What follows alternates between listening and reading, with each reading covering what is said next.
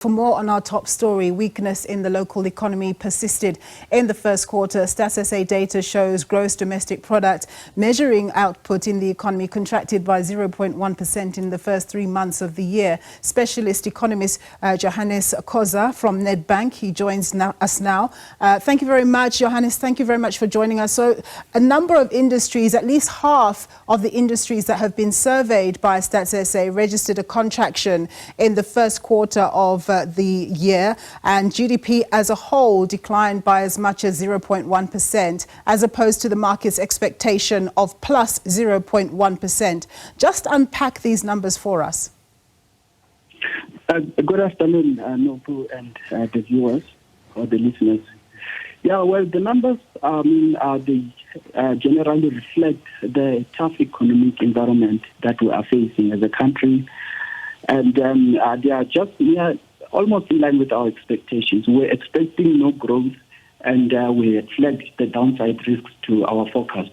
I mean, the economy is just facing the tough global environment where we see a weakness in the major economies persisting, and also because the commodity prices are still very low.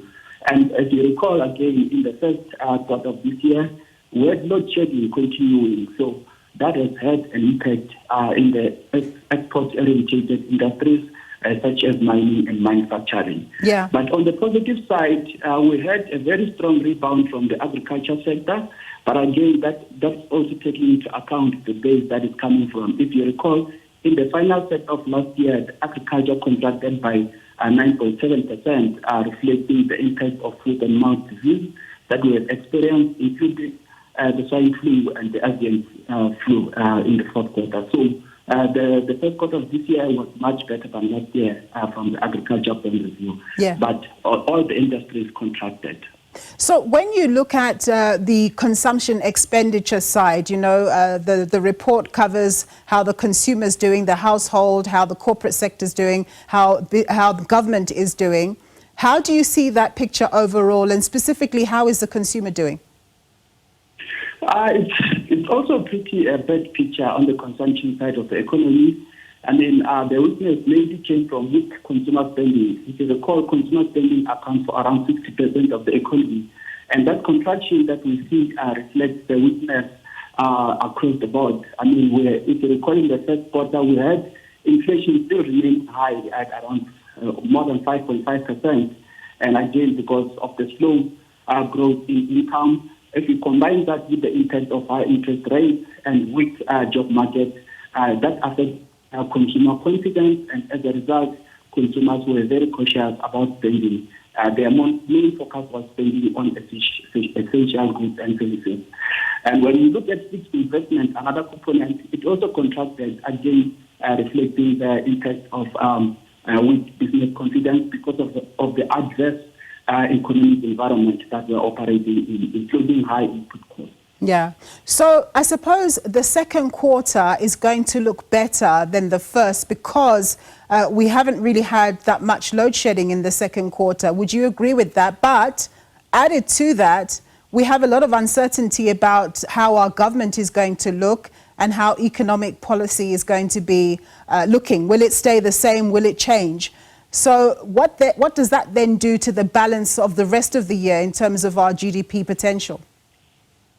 Yeah, I mean, from our view, that the recovery itself is going to be patchy. I mean, obviously, as you pointed it correctly, that in the second quarter, we are likely to see an improvement in some of the industries, especially because we have had less disruptive or reduced load shedding.